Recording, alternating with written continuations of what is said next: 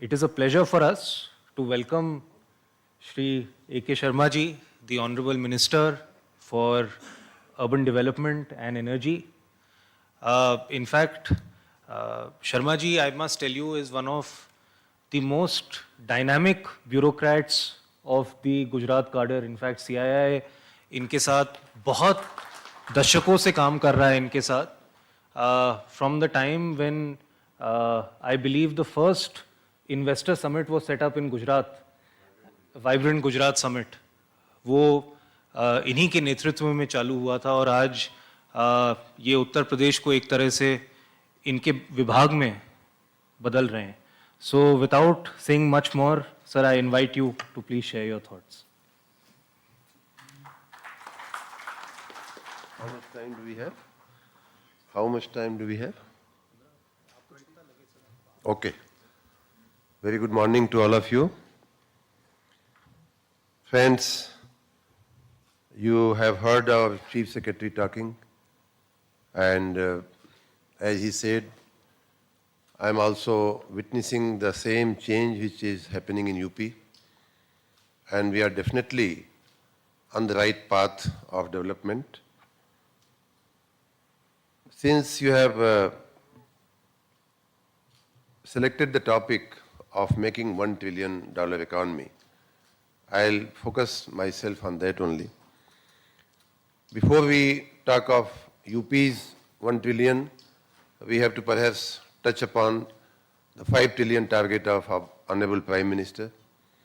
And I have been part of that thinking also. I was working with Honorable Prime Minister, so I very closely seen those deliberations, those anxieties also, how do we reach to this target.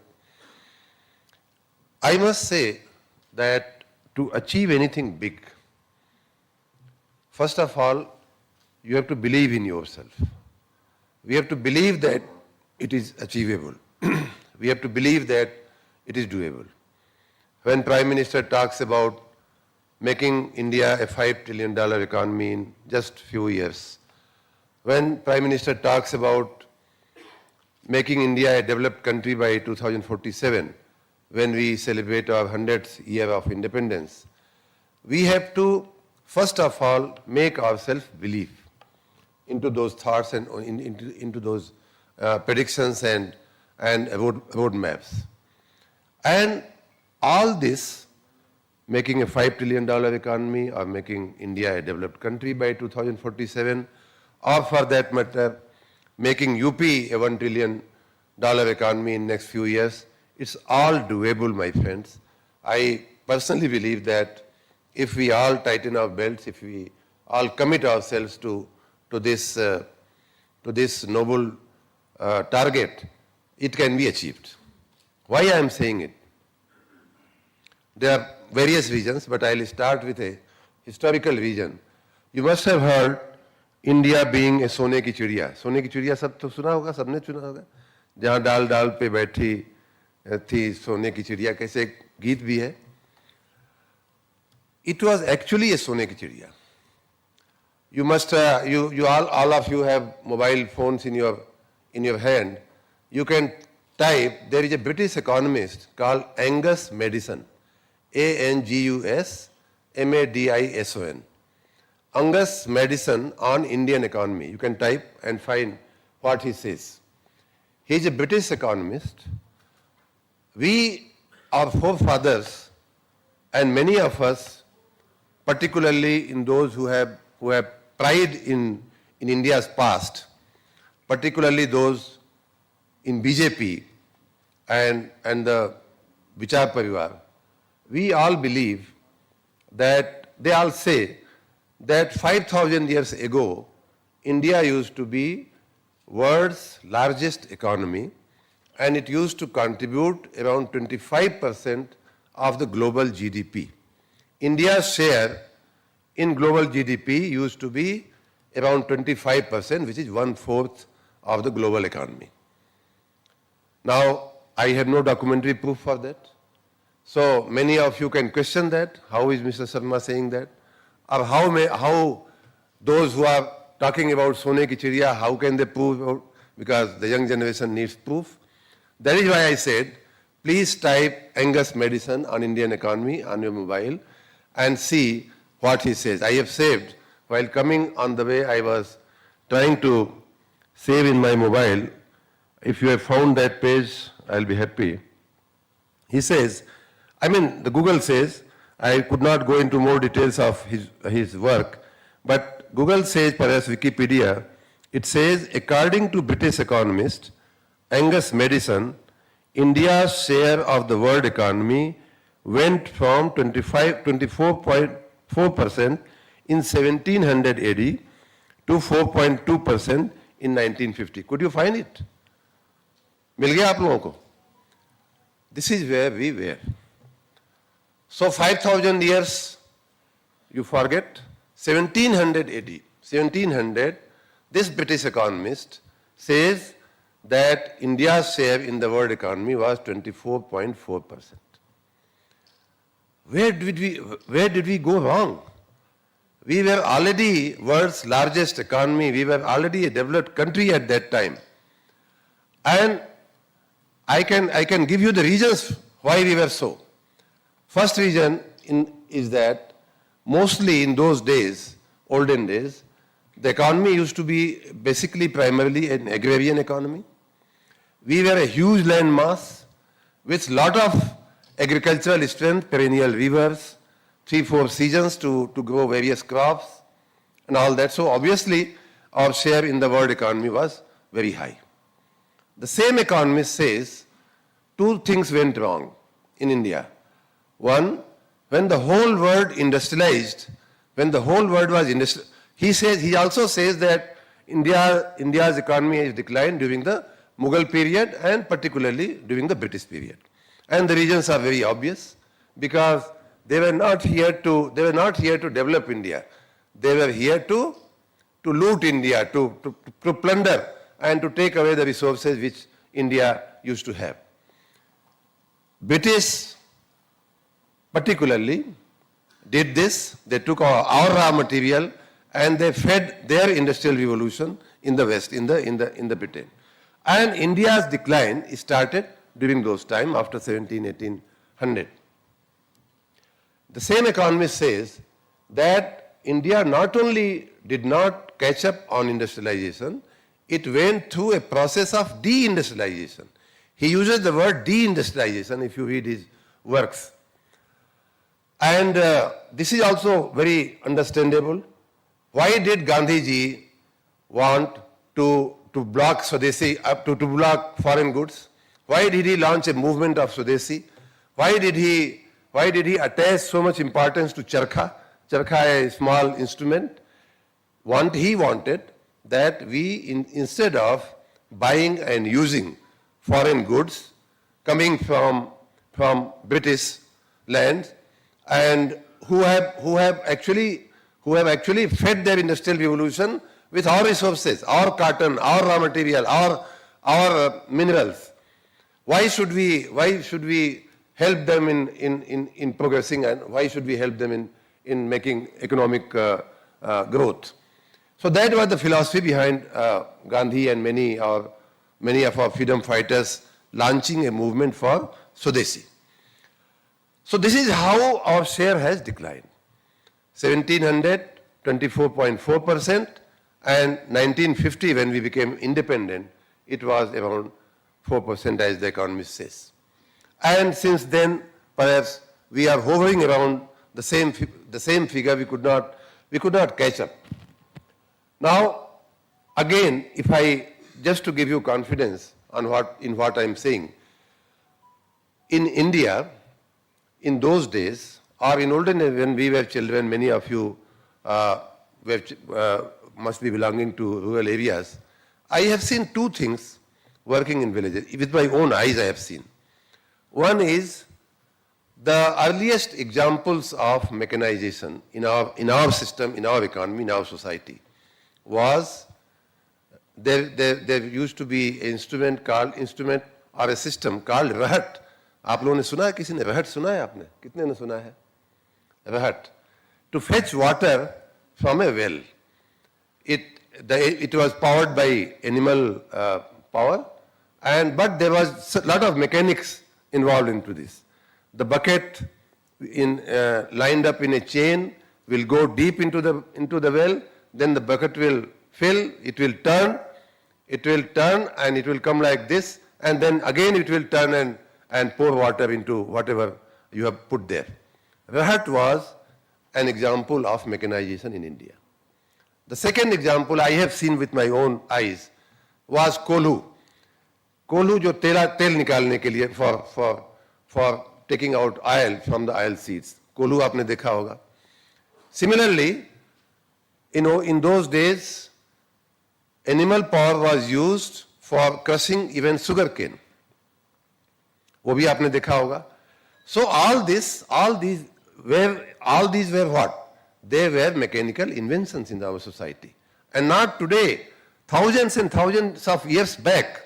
But unfortunately, since we are in the wrong hands at the time of transition, when the whole world went through a process of industrial revolution, when the whole world went through a process of industrialization, we were kept behind deliberately so that we could not catch up with the rest of the world.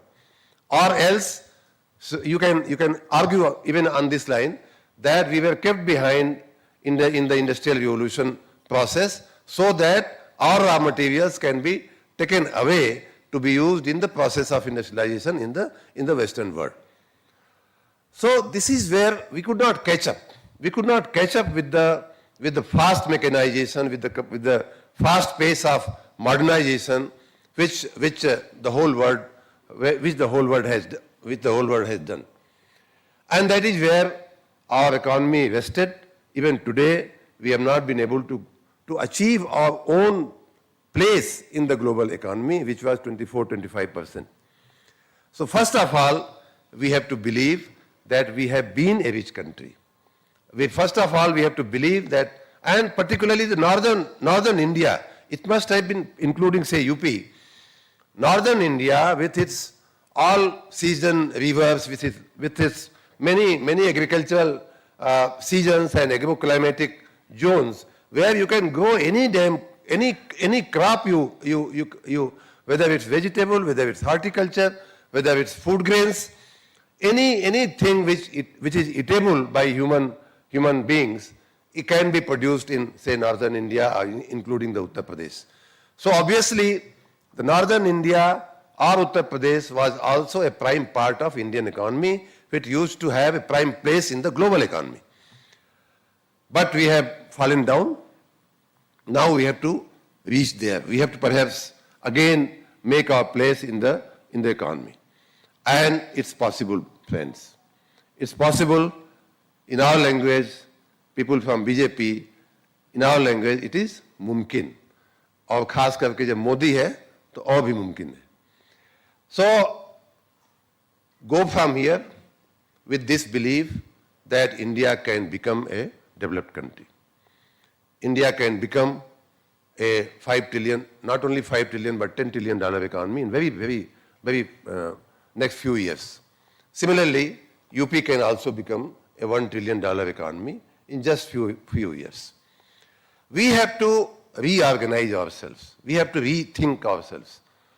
For example, if we, in India, if we just do very simple things which our forefathers have taught us, the GDP of India can perhaps add many points into its growth. For example, if we start just saving water, will the GDP not be benefited? Yes or no? If we adopt, say, micro irrigation, instead of floating water all around for irrigating the fields, which the West did during this time, during these 300-400 years, which the West has done, they have started using micro irrigation techniques. Who is stopping us? And they are not very advanced science. They are very rudimentary things.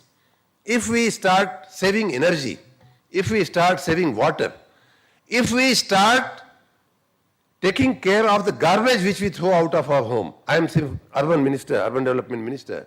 I know how difficult or how time-taking is the process of cleaning a city, keeping a city clean. Today, you might be witnessing a little different Lucknow, but I know how difficult it has been to come up to this level. It's still lot of way has to be gone. So, if we just decide that we will not throw garbage out of our home just like that, we will separate it, green and plastic and wet and dry and all that जो हम बता रहे हैं. So how will it benefit the economy? I will have to employ lesser people. My roads will be clean, hygiene will be better, people will not fall sick. All this adds to the GDP. Does it not add? It adds. So we have to start from very basics. I'm not here to teach you because you know it, you know the economy and the industry and the other things much better than I know. What we have to start with, if we have to achieve a $1 trillion economy in UP, if we have to achieve $5 trillion economy in India, if we want to make a resilient economy, if we want India to become a developed country by 2047, in just 24-25 years, we have to first of all change our own habits. We have to save water, we have to save electricity, because electricity saved is actually electricity generated. Thirdly, can we not use natural energy for powering and for energizing many things in our life? Did India not have buildings, today's green buildings, fashionable green buildings? Actually, in India, even in this Lucknow itself, you can go, there are many heritage buildings in Lucknow which were actually so well designed that they always used to be air conditioned. You never felt heat into them. So was this not an invention? All this is possible. So India has to first learn where our needs can be met without using any electricity, without using any power, without wasting any power, rather. How can we live our lives with that? And even there, India has been a pioneer. Indian lifestyle has been based on using the natural resources, on using the wisdom which our forefathers have given for living with nature, and then using the same for betterment of our lives. Now coming to the modern ways of development, which was perhaps presented also in the morning. We have to do a lot more than that, obviously. What I'm saying that we have to start with the basics, but obviously we have to go much further. And for that, as you might have heard, that many things, Chief Secretary also talked, many things are happening in India, many things are happening in UP also. Who had ever thought in India that we were 142nd rank in ease of doing business when Prime Minister Modi took over as Prime Minister? In 2014, I have been a witness of that situation. We worked on that very hard. Our rank in 2014 in global ranking of ease of doing business, which is done annually by World Bank, was 142nd. Today, with lot of hard work by Honorable Prime Minister and his team, we are 63rd, somewhere in 60s, early 60s. So who had thought that we can make this progress? Who had thought that India would be a one taxation system country?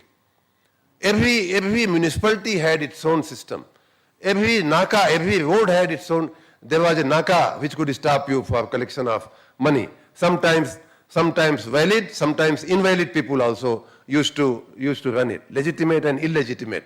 Both kinds of nakas which used to stop you, waste your energy, waste your time, and also exploit at many.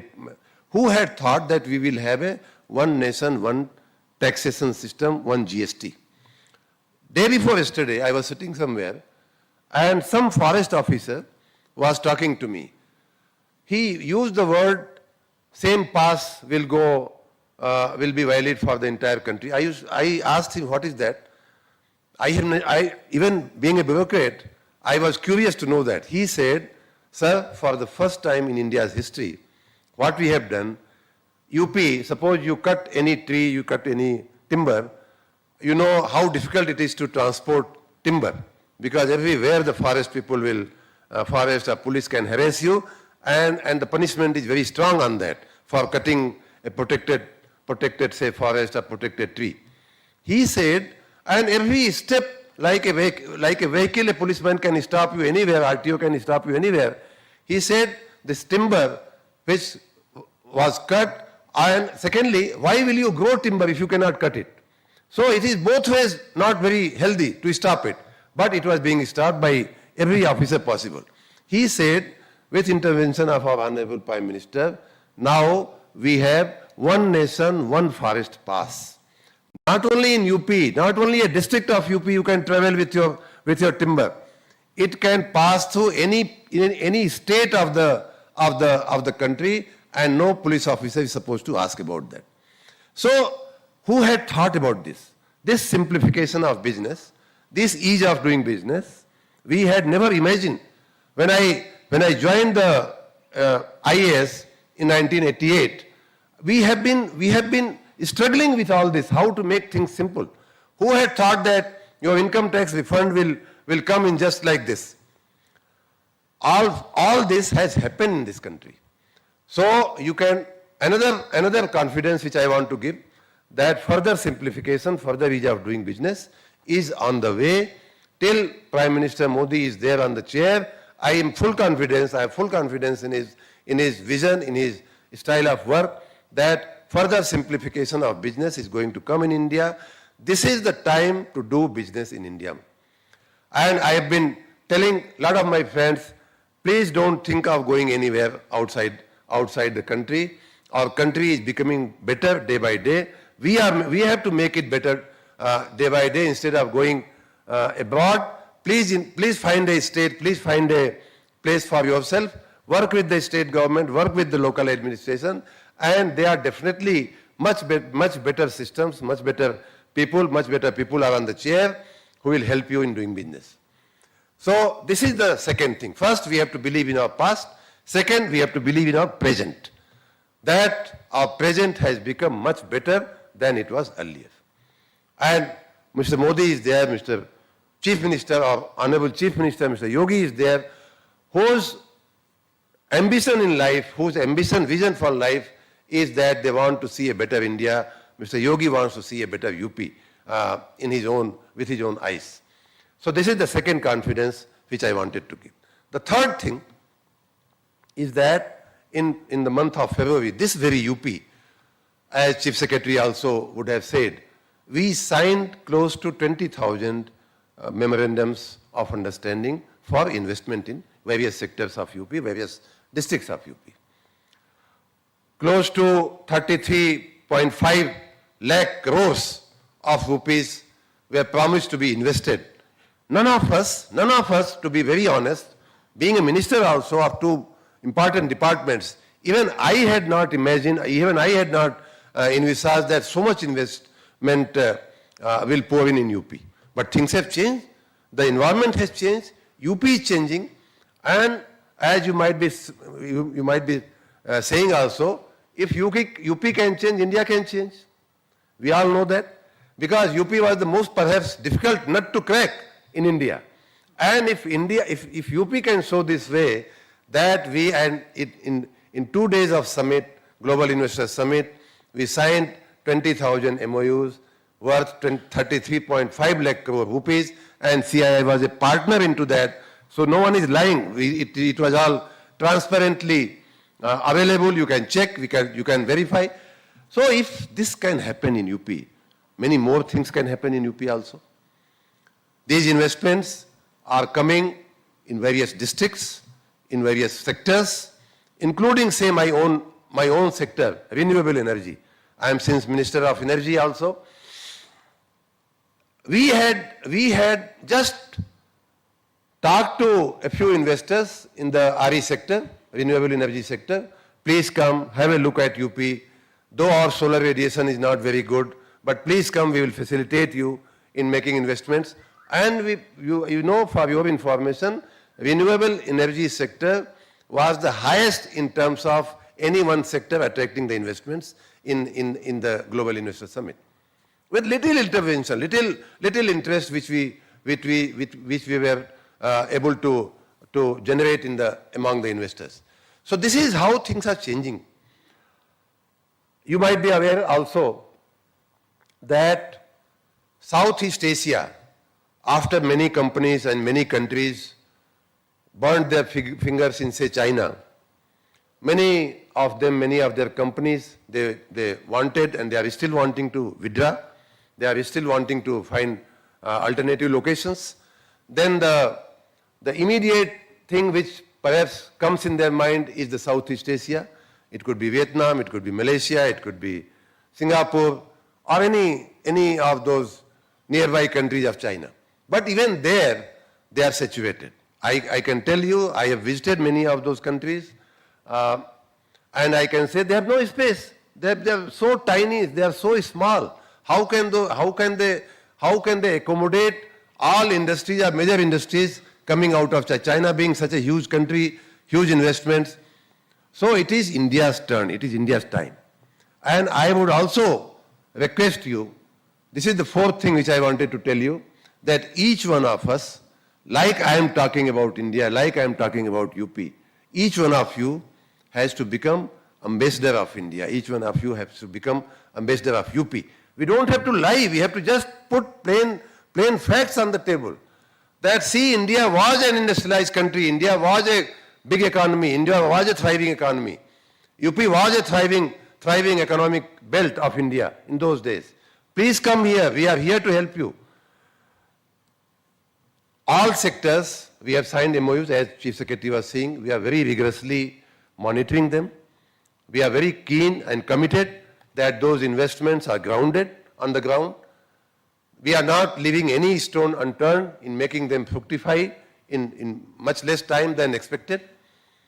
In the next few years, I can see UP to be perhaps the best state in India in terms of not only economic growth, but also in terms of social life, cultural life.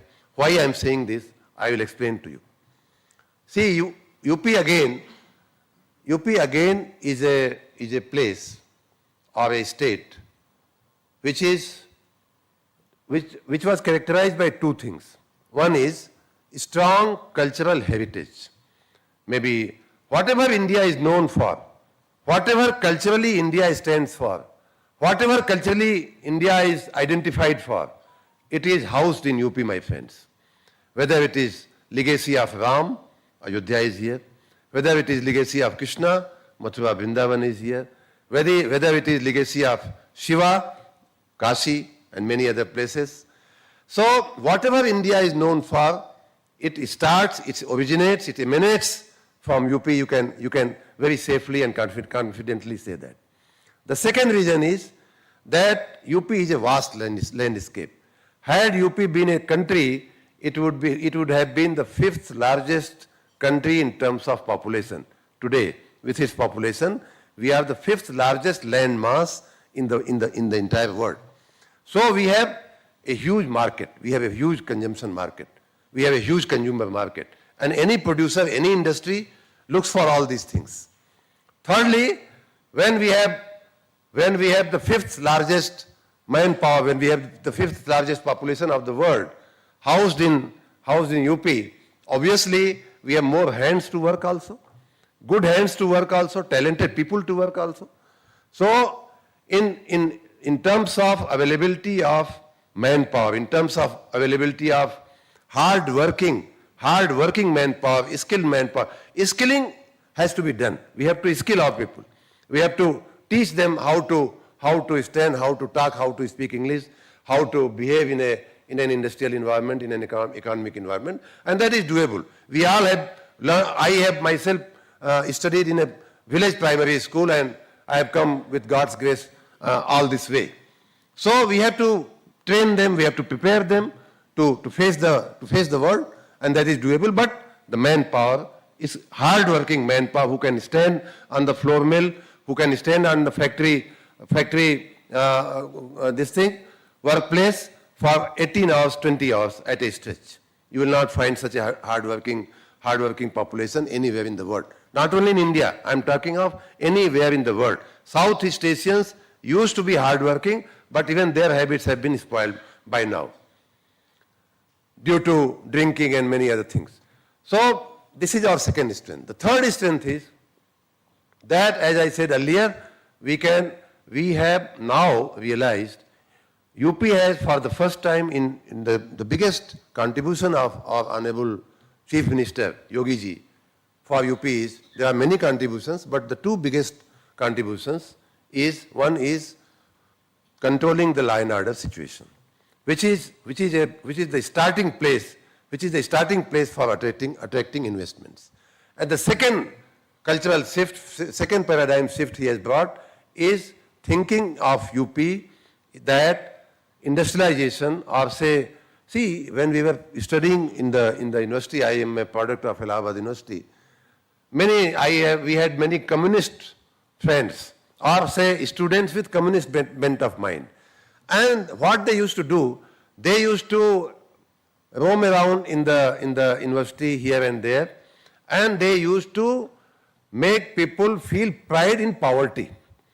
गरीबी है तो communism है तो उनकी चलती है, उनका झोला बस्तर चलता है.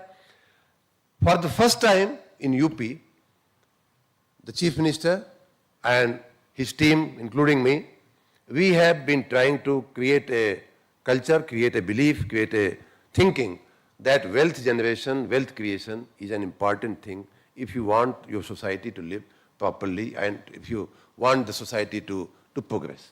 Wealth generation was a stigma. Any wealthy person, he used to be looked at with contempt. ये तो चोर होगा, टैक्स चोरी किया होगा, ये चोरी किया होगा, वो चोरी किया होगा. Now that thinking is changing. I can see with my own eyes that thinking is changing. The third problem was, and that is also changing, that including myself, I'm not talking about others, including myself, we used to prefer government jobs rather than, there were many people, I had many relatives when I was working in IAS, they used to come to me and say, भैया हमारे बेटे का जरा नौकरी का देख लो.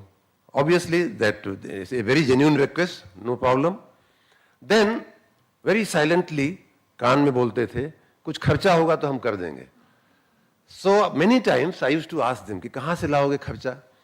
हमें तो जरूरत नहीं है, लेकिन कहीं आप जब चले हो मार्केट में इस तरह की बात करने तो कहाँ से लाओगे? Since they were relatives, so freely I used to ask them. तो बोले खेत अपना बेच देंगे, थोड़ा लड़के का लग जाए. लड़के का कैसा नौकरी लगवाना चाहते थे? That also I will tell you. They wanted a चपरासी की नौकरी, they wanted a clerk की नौकरी किसी स्कूल में, किसी RTO ऑफिस में, for making his son, his brother, his sister, his daughter a clerk or a peon in any government establishment. They were ready to sell their hard-earned, traditional, ancestral property, either house or farm. So many times I used to wonder and I used to tell them कि अच्छा ठीक है, अब खेत बेचने से आपको कितना मिलेगा? तो 5 लाख तो मिल जाएगा. So up to 5 lakhs they were ready to give for a petty job of चपरासी, जिसको कभी भी मैनेजमेंट निकाल देता है स्कूल में भर्ती होने के बाद. And at that time, I'm talking 20 years back, at that time I used to tell them कि भैया वो 5 लाख रुपए से आप उसको एक दुकान खुलवा दो ना, एक पान की दुकान खुलवा दो, मिठाई की दुकान खुलवा दो, हलवाई की दुकान खुलवा दो, सिलाई की दुकान खुलवा दो. नहीं, दिस एंटरप्रेन्योरशिप, उद्यमशीलता जिसको बोलते हैं, that was not available in UP. For the first time, Mr. Yogi has shown, his team has shown that there is entrepreneurship in UP. You will not believe, many of you might have participated in the Global Investors Summit. It was almost full of young people who were wanting to do this startup, this waste to energy product, that biofuel product, that health aggregation app, many ideas and many ventures, many startups. I have seen with my own eyes. So this is another shift which is happening in UP. And therefore, friends, with this shift taking in UP, law and order being controlled, encouragement for investment, looking at the investors with right approach, talking to them in right language, encouraging entrepreneurship, all this change which is happening in UP, I am very sure that $1 trillion economy is not a very difficult target. It's not very far. It's not a difficult target. We are already at close to 300 billion. So 3 times, perhaps we have to increase our pace of development. Obviously, we have to, as I said, we have to reduce our wastages. We have to encourage the investments. We have to encourage the investors. We have to view them with right approach, with right eye, and we have to encourage particularly our young generation who can foray, who can start projects and units in many fields. And particularly where we are going wrong, particularly say the crop residue which is being burnt and polluting the environment also. Many startups, they are coming in waste to energy. Many startups, they are coming to, in my own sector, urban sector, I have seen many projects being signed for recycling of urban waste, recycling of plastic, recycling of this and that. So all this, I'm very sure, will lead us to making a very strong economy in UP, and obviously that will contribute in making India a stronger economy. Another thing which I would mention and then close my talk is that first thing I said, you should not go abroad. Be in India. This is India's time. This is UP's time. The second thing, we have to also think what can be prevented from being imported in the country. I remember 2014 when Honorable Modi ji took over as Prime Minister. I was also appointed as Joint Secretary in Prime Minister's office. So under his instructions, we started taking review of what all is being imported in the country. And you will be surprised to know, when we looked at the Defense Ministry, many ministries we looked at, but I would talk about defense. Defense industry, they were importing close to 1,000 items. I'm not talking of Gola Barood and missiles and this thing. I'm talking about thousands of small items, like the dress for the army men, Sena ki Vardi, like the boot, the shoes of our soldiers, like the goggles, night vision, day vision, whatever. Many small things also were being imported. Around 300 such items out of those 1,000 items, we identified and we put our foot down. You might be aware, many of you, CII can certify that. We de-license, it is called de-licensing. Otherwise, Sena used to license those products and this country se, us country se mangana hai. We said no, it is no longer a defense item. We are hereby de-licensing it from being a defense item. It can be produced by anyone and the Sena has to shortlist from the best producer in the country and buy it. So this is how we encourage, we stopped imports and we encouraged, just now I was in Agra. I am also in charge minister of Agra district. So I was talking to many leather manufacturers, leather industry people in Agra. They did certify, they did say that, sir, what you did during those days is benefiting us. Now we are supplying shoes to the army in India. So this is how import has to be minimized, import has to be reduced.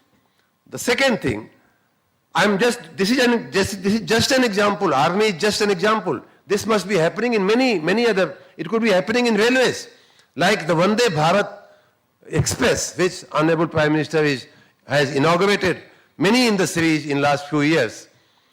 This is a product of the same thought. Why should we only look at fast passenger trains in other countries? Why can't we produce a fast passenger train in India with our own resources, with our own technology, with our own people.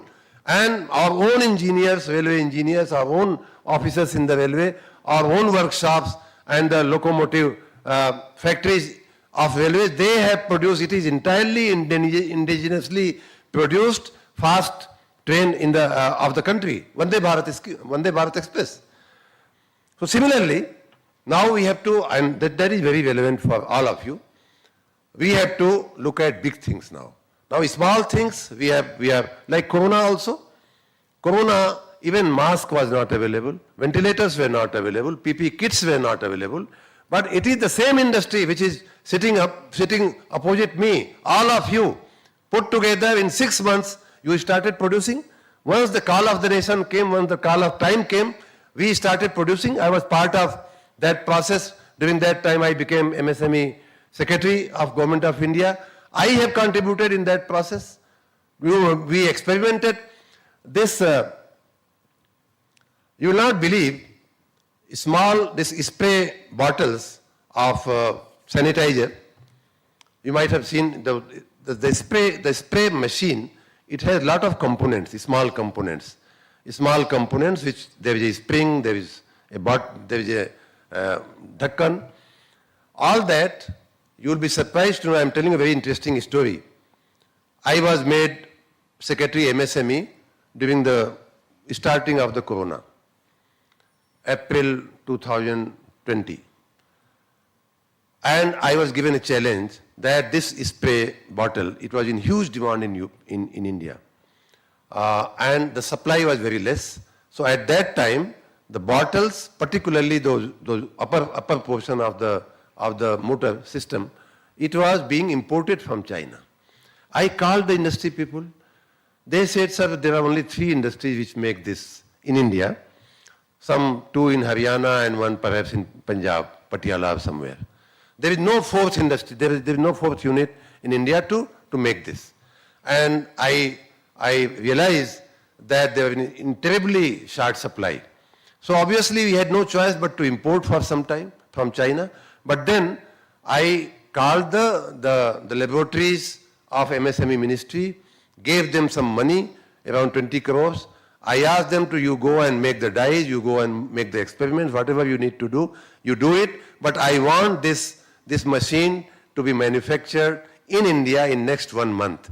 And you will be surprised to know, you will be happy to know that our own MSMEs, our own laboratories, they came up with a indigenous this machine, and in 6 months we were net exporters of those spray machines. So this is the strength which we have. From that, I would now urge upon you that you look at bigger things. How can we compete with the biggest industries of the world? How can we compete with America? How can we compete with industries of China and Japan? Another example I'll give you.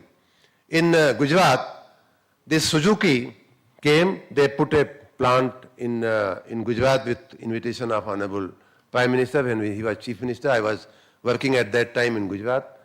With my own eyes, I have seen this happening.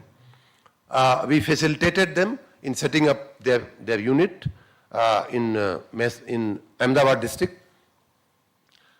After they were set up, in 1 year, just 1 year, Mr. Suzuki of Japan, who is the owner of Suzuki Industries, he met the Chief Minister and he said that, sir, I want to give you a very good news. He said, we were all surprised. We were already happy that Suzuki is here in Gujarat. We were all very buoyant. He said that, no, there is a bigger news than that. The bigger news was that now I have stopped manufacturing Suzuki cars in Japan. I am exporting the Suzuki made in Gujarat to my own country, which is Japan.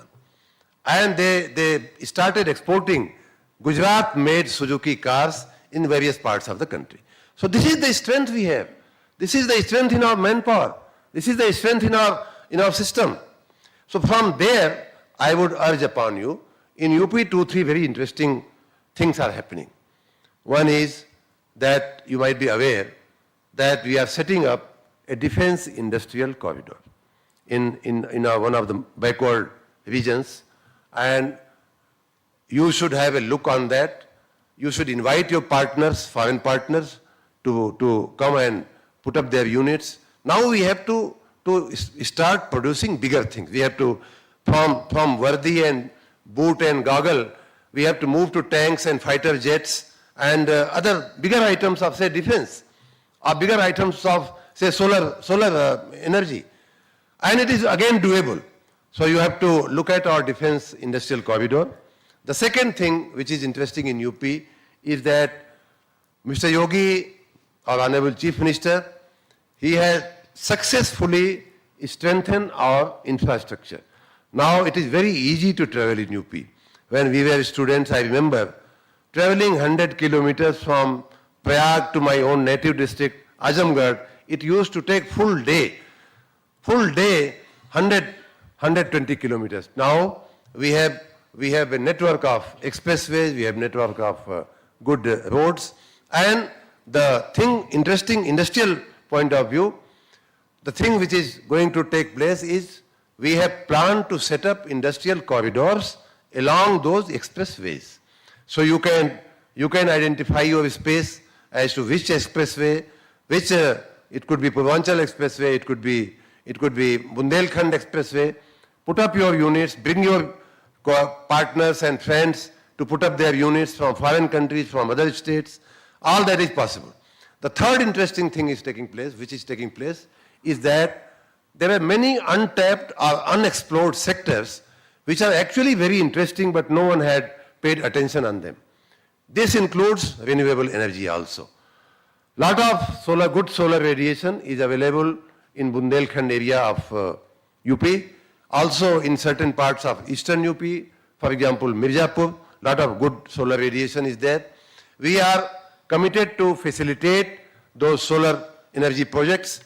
We have come up with a solar policy as well, and also biofuel projects, they are also possible. So these were very unexplored sectors. Now, as minister and as government, we are trying to promote them. For the first time in UP, we have put focus on the solar energy. We have been actually lagging behind in the sense of the national performance, but now we have decided to catch up. We are setting up green corridors also to evacuate that power from areas like Bundelkhand and Mirzapur. We have also put up in our policy very innovative projects like energy storage projects. You store water and then you storage projects, battery storage, all that we have put up in our policy. So this was an unexplored area which is now coming on our radar for being exploration, for being explored and for being developed. Last thing I would like to add is that many of our districts, they are very rich with our traditional skills, with our traditional products, what we call ODOP. That is another big contribution of Honorable Chief Minister Yogi ji in terms of economic contribution. One district, one product. You know that many districts of UP, I can very easily count at least 12 products. Muradabad, brass works, Aligarh, lock works, Firozabad, glass works, Varanasi, silk works. Many of these products, they are globally recognized and globally respected, globally honored products. But there, what has unfortunately happened, that we have unfortunately not sharpened the skills which those traditional people had. Had we sharpened those skills, had we given them better machines, had we treated their waste with more efficiency, they could have perhaps done better in the global market.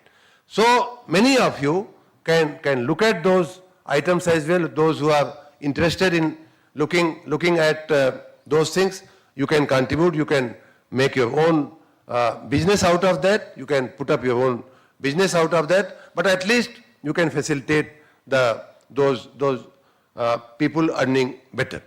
Last thing, with all your support, as I said, we are very committed to make UP industrialize. UP has been an agrarian, basically a society, agrarian state. It was also a rural oriented state. We are trying to fasten the pace of urbanization. We are trying to fasten the pace of industrialization and all possible fronts, even the startups. We are very committed and keen to encourage the startups also in various fields, in various sectors. So you are most welcome to UP. Look at the potentials, look at the sectors here, and more so, please convey this message, please convey, be our ambassador, be the ambassador of a UP which has changed. It is not the same UP which you might have heard 10 years, 15 years, 20 years back. It has changed and it is changing very fast. And this is the emerging place. This is the happening place in India. This is the time to be in UP also. Because otherwise, UP will get crowded. Again, investments. You will not find space. As I was saying, what has happened in Southeast Asia. So, this is the transition phase. Take your space, put up your industry, put up your unit in this sector or that sector. All sectors are promising. All sectors have big consumer markets. You can find labor and skilled hands for all possible sectors. I wish you all the best. I'm very thankful that CII invited me this morning to talk to you. And as was said, I fully remember that, in fact, CII has been my teacher in a way. I didn't know any ABCD of industry. When we started the Vibrant Gujarat event in 2001 and 2, I had just come from my field postings of district magistrate, sub-divisional magistrate, rural postings, and then government put me suddenly first in finance department and then industry department. I didn't know anything about industry, but it was CII, and I must say it was also FICCI, with whom I worked very closely during those days, and then Vibrant Gujarat became a global brand. And in fact, that event is the mother of all such events which are taking place in the entire country. So I wish CII also very well and wish you all good luck, and thank you very much for inviting me and listening to me. Thank you very much.